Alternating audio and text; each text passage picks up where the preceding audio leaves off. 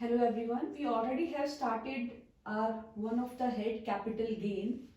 In the previous class, we were discussing about capital assets. As per income tax law, what is being included in the part of capital assets, right? हमने इसके कुछ exceptions भी discuss किए थे. That what is not being included in capital assets, जिसमें सबसे पहले था स्टॉक इन ट्रेड, क्योंकि इसका प्रॉफिट पीजीबीपी में जाता है, राइट. दूसरा था जो पर्सनल इफेक्ट की या पर्सनल यूज की जो भी एसेट्स होती हैं उन्हें हम कैपिटल एसेट में इंक्लूड नहीं करते, लेकिन इसमें हमने फिर कुछ एक्सेप्शंस पढ़ी थी विच वर ज्वेलरी को हम कैपिटल एसेट मानते हैं.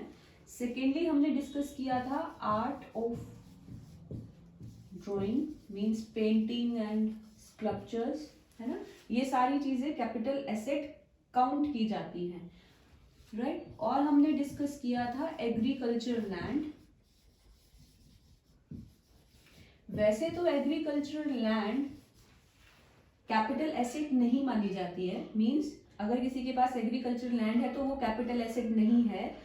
बट कौन सी एक्सेप्शंस है कि ये जो लैंड है अगर इस एरिया में सिचुएटेड है तो एग्रीकल्चर लैंड होते हुए भी इसे कैपिटल एसेट माना जाएगा. मींस हम क्या डिस्कस कर रहे हैं, ऐसी कौन सी लैंड है जो कैपिटल एसेट मानी जाती हैं, although agriculture land capital asset नहीं है. कौन सी ऐसी लैंड है, देखो हर एक एरिया की ना एक म्यूनिसिपैलिटी लिमिट होती है. अगर अब हम यहाँ मान लेते हैं कि किसी भी म्यूनिसिपैलिटी की लिमिट ये है 0, मींस अगर कोई भी लैंड इस एरिया में सिचुएटेड है और यहाँ की पॉपुलेशन 10,000 या उससे ज्यादा हो जाती है तो यहाँ पर सिचुएटेड हर लैंड को कैपिटल एसेट मान लिया जाएगा अगर पॉपुलेशन जो है वो 10,000 से ज्यादा हो जाती है. ठीक है, तो ये जो एरिया डिसाइड हुआ है ये म्यूनिसिपैलिटी का एरिया है. इस एरिया में अगर आपको अपनी लैंड को एग्रीकल्चर लैंड कंसीडर करना है तो यहाँ की पॉपुलेशन 10,000 से कम होनी चाहिए. फिर हम एक और एरिया बढ़ाते हैं इसे 2 किलोमीटर, यानी कि अगर म्यूनिसिपैलिटी की लिमिट से फर्दर 2 किलोमीटर तक भी आपकी लैंड आती है और वहां की पॉपुलेशन 10,000 से ज्यादा है लेकिन 1 लाख तक हो जाती है तो भी उसे एग्रीकल्चर लैंड नहीं माना जा, होते हुए भी वो कैपिटल एसेट ट्रीट होती है. फिर उसके बाद हम 6 किलोमीटर तक जाते हैं, मींस म्यूनिसिपैलिटी की लिमिट से फर्दर 6 किलोमीटर अगर हम आगे चले जाएं और वहां पर कोई लैंड सिचुएटेड है और वहां की पॉपुलेशन 1 लाख से ज्यादा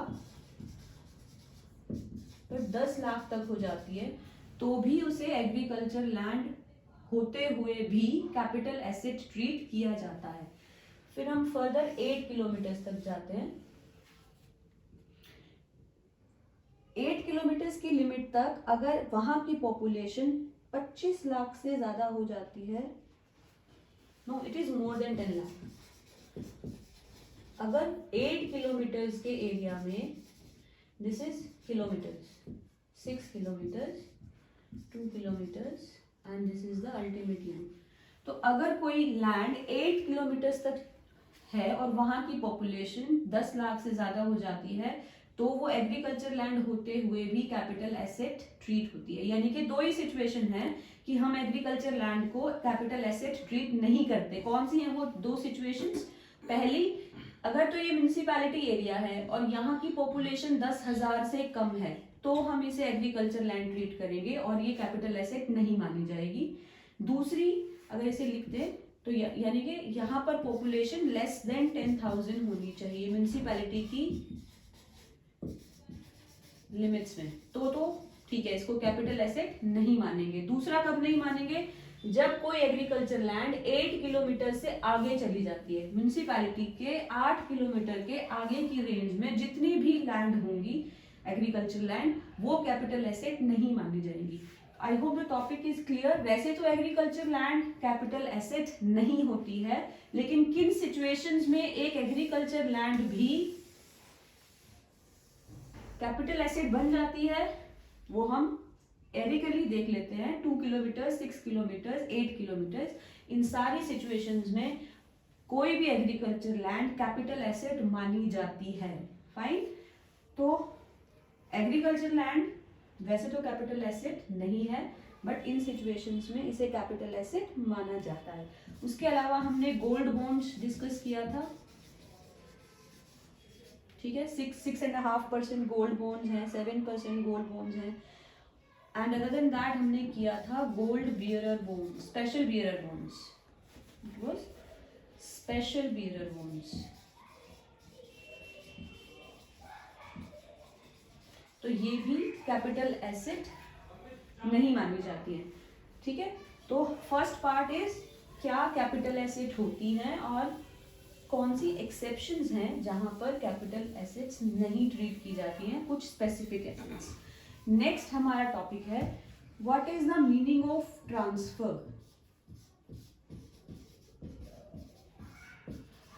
कैपिटल गेन में ट्रांसफर किसे कहा जाता है? जनरली जब हम कोई एसेट किसी को देते हैं तो हम उसे सेल बोलते हैं, बट इनकम टैक्स में सेल से भी बड़ा पार्ट एक रखा गया है और वो है ट्रांसफर, ठीक है। तो इनकम टैक्स अथॉरिटीज ने डिफाइन किया है कि हम कैपिटल गेन के चैप्टर में या हेड में कौन सी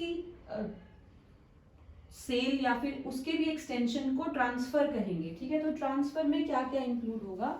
first is sale, exchange and relinquishment, ठीक है।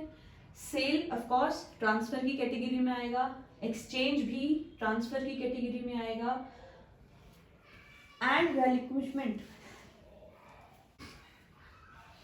अगर मान लेते हैं किसी भी प्रॉपर्टी के 2 को ओनर्स हैं, ठीक है, इसका मतलब होता है अपने शेयर को छोड़ देना। ए और बी 2 को-ओनर्स हैं एक ही प्रॉपर्टी के। ए ने कहा मैं अपना शेयर जो मेरा इस प्रॉपर्टी के अंदर है वो मैं छोड़ देता हूँ, तो सारी प्रॉपर्टी किसको मिल जाएगी? बी को। तो अगर नॉर्मल केसेस में देखें तो ये वैसे तो सेल नहीं है क्योंकि उसने अपना शेयर छोड़ दिया है, लेकिन इनकम टैक्स की लैंग्वेज में हम इसे ट्रांसफर की कैटेगरी में रखते हैं कि ए ने अपने हिस्से की प्रॉपर्टी जो उसका शेयर था वो बी को दे दिया है, बट स्टिल इसे ट्रांसफर की कैटेगरी में रखा जाता है, ठीक है। तो ये हो गया हमारा फर्स्ट पार्ट जो हम ट्रांसफर में इंक्लूड करते हैं। उसके अलावा आता है एक्सटिंग्विशमेंट।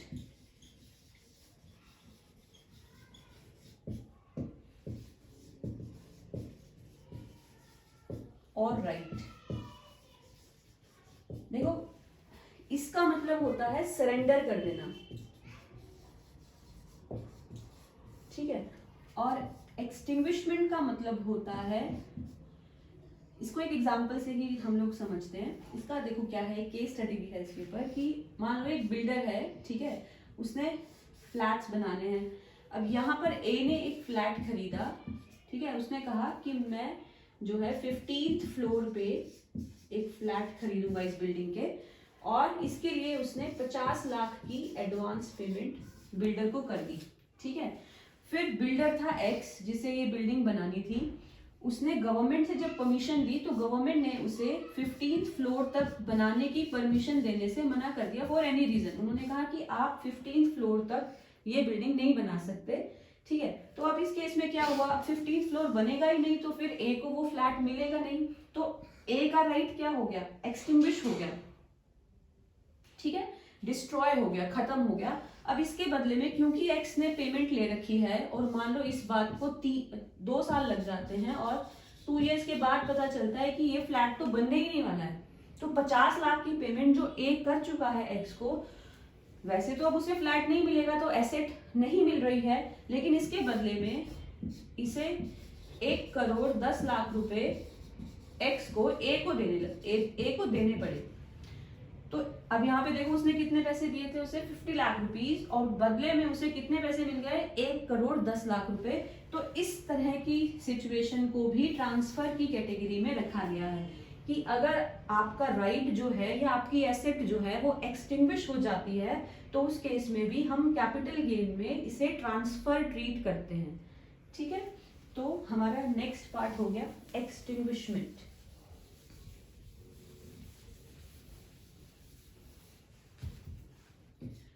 नेक्स्ट आता है कंपल्सरी एक्विजिशन।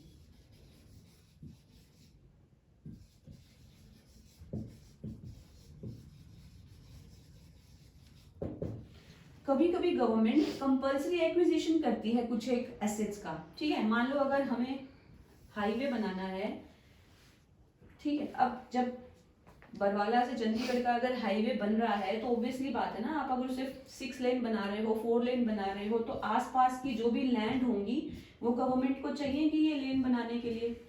ठीक है, हो सकता है कुछ एक फार्मर्स अग्री ना करते हो कि उन्हें अपनी लैंड को देना है, लेकिन हमारा कॉन्स्टिट्यूशन गवर्नमेंट को ये अलाउ करता है कि इंफ्रास्ट्रक्चर के लिए अगर इस तरह की एक्विजिशन गवर्नमेंट को करनी पड़े तो गवर्नमेंट कर सकती है।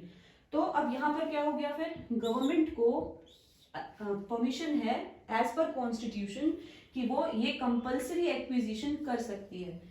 ठीक है, तो जो इंटरेस्टेड नहीं है अपनी एसेट सेल करने के लिए वो कह सकता है कि मैंने तो ट्रांसफर किया ही नहीं एसेट का, लेकिन इनकम टैक्स के पॉइंट ऑफ व्यू से इसे भी ट्रांसफर की कैटेगरी में रखा गया। ये माना जाएगा कि उन्होंने, यानी कि फार्मर्स ने या जिसकी भी वो एग्रीकल्चर लैंड है या लैंड आती है उस लेन के आसपास, उसने अपनी एसेट को ट्रांसफर किया है। तो कंपल्सरी एक्विजिशन हुआ है, बेशक ये गवर्नमेंट ने फोर्सफुली दी है लैंड, बट स्टिल इसे ट्रांसफर की कैटेगरी में रखा गया है for income tax purpose.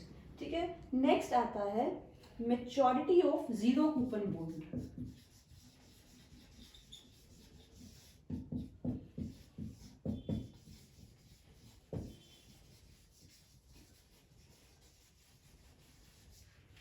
Zero coupon bond में क्या होता है कि जब हम कोई इन्वेस्टमेंट करते हैं इस तरह की सिक्योरिटी में, तो हमें ड्यूरिंग द टाइम पीरियड तो कोई इंटरेस्ट नहीं मिलता है।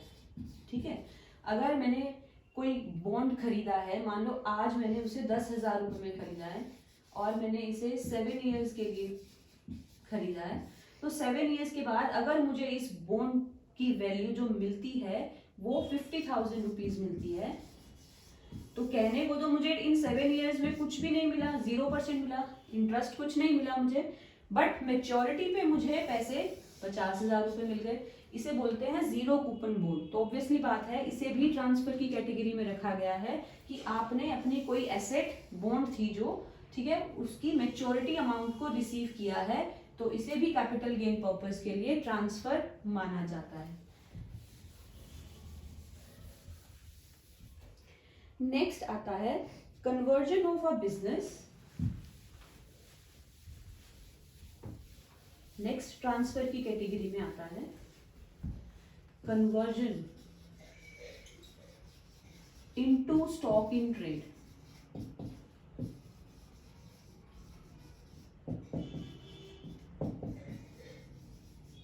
ठीक है, अब कभी कभी एसएससी क्या करता है, जैसे हमने लास्ट क्लास में भी डिस्कस किया था कि स्टॉक इन ट्रेड से जो भी हमें अमाउंट मिलता है हम उसे पीजीबीपी में टैक्सेबल करते हैं।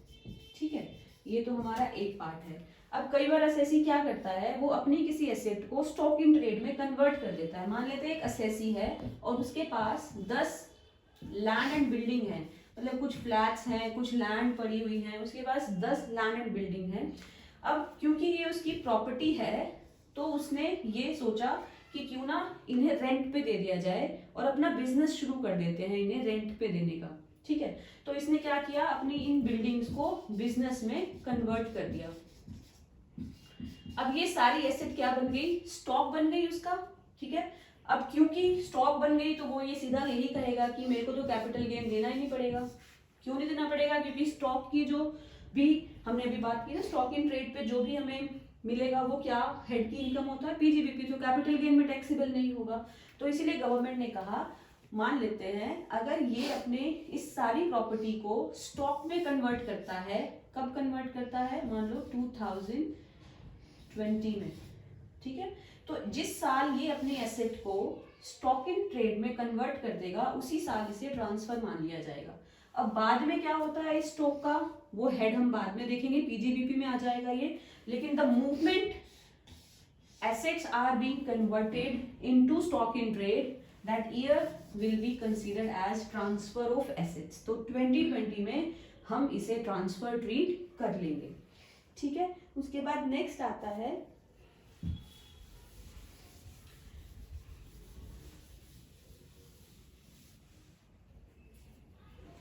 कोई ऐसी ट्रांजैक्शन जो अलाउ करती है possession in part performance of contract।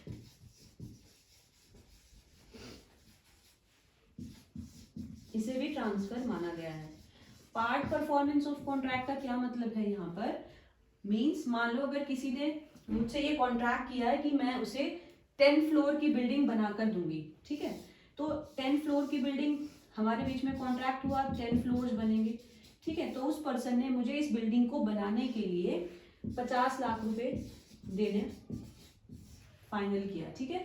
अब 10 फ्लोर बनाने के बाद उसने मुझे पेमेंट कर दी 30 लाख रुपीज, ठीक है।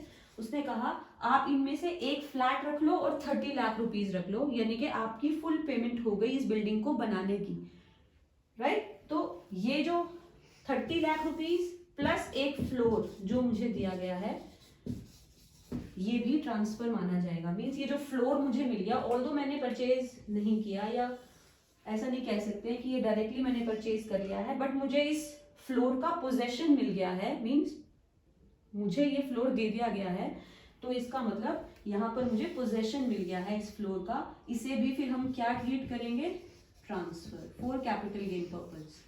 तो ऐसा हो सकता है किसी काम को पूरा करने के बदले में अगर किसी को कोई एसेट का पोजेशन मिल जाता है तो उसे भी ट्रांसफर माना जाता है। एक लास्ट पॉइंट है ट्रांसफर में जो हम ट्रीट करते हैं, कोऑपरेटिव सोसाइटी के केस में होता है ये। कुछ लोग क्या करते हैं ना, मान लो किसी के लिए भी ना घर बनाना इट्स नॉट पॉसिबल, राइट, आज के टाइम में। तो कुछ लोग क्या करते हैं, मिलके कोऑपरेटिव सोसाइटी बना लेते हैं, ठीक है। अब उन्हें पता है कि मान लो किसी भी एरिया में अगर कोई घर 2 करोड़ में मिलता है तो ऑब्वियसली बात है सबके पास 2 करोड़ रुपए तो नहीं होंगे। तो उन्होंने क्या किया, ठीक है, मान लो अगर 20 लोगों ने मिलकर 10-10 लाख रुपए कलेक्ट किए, ठीक है, तो कितने बन गए पैसे, 2 करोड़। इतने ही चाहिए थे हमें कहीं किसी भी एरिया में प्रॉपर्टी के लिए। उन्होंने एक प्रॉपर्टी खरीदी कोऑपरेटिव सोसाइटी के नाम से। इन 20 लोगों ने क्या किया, एक कोऑपरेटिव सोसाइटी खोल ली और उसमें पैसे जमा करा दिए अपने 10-10 लाख रुपए। अब एक बिल्डिंग बनाई और उस पर 20 फ्लोर बना दिए, 20 लोग हैं ना ये, तो 20 फ्लोर बना दिए और इन 20 लोगों ने एक एक फ्लोर पर अपना एक एक फ्लैट ले लिया। अब कहने को तो ये किसके अंडर आ रहे हैं, कोऑपरेटिव सोसाइटी के अंदर। नाम इनके रजिस्टर्ड नहीं होगा ना, फ्लैट किसके नाम से रजिस्टर्ड होगा, कोऑपरेटिव सोसाइटी के नाम से। तो ये लोग कह सकते हैं कि ये तो हमारी प्रॉपर्टी ही नहीं है, बट ऐसा नहीं है। फिर गवर्नमेंट ने एसएससी की स्मार्टनेस को ठीक करने के लिए क्या किया, उन्होंने कहा अगर कोई भी एसएससी या बहुत सारे एसएससी मिलकर इस तरह से कोई कोऑपरेटिव सोसाइटी स्टार्ट करते हैं और इस तरह से डिस्ट्रीब्यूशन करते हैं एसेट का, या फिर इस तरह से कोऑपरेटिव सोसाइटी के नाम पे पोजेशन देते हैं किसी भी एसेट का, उसे भी ट्रांसफर माना जाएगा, ठीक है। तो ट्रांसफर में क्या क्या इंक्लूड किया हमने, सेल, एक्सचेंज, ठीक है, एक्सटिंग्विशमेंट, उसके अलावा कंपल्सरी एक्विजिशन, ठीक है, अगर स्टॉक इन ट्रेड में कन्वर्ट करते हैं, maturity of zero coupon bond, कोई भी ट्रांजैक्शन अगर मुझे परफॉर्मेंस ऑफ कॉन्ट्रैक्ट के केस में मिलती है, और एक कोऑपरेटिव सोसाइटी के केस में अगर पोजेशन ऑफ कोई एसेट मिलता है तो उसे भी हम ट्रांसफर मानते हैं इन income tax, right. So this was the topic of today कि ट्रांसफर में क्या क्या इंक्लूड किया जाता है। That's all for today. Okay.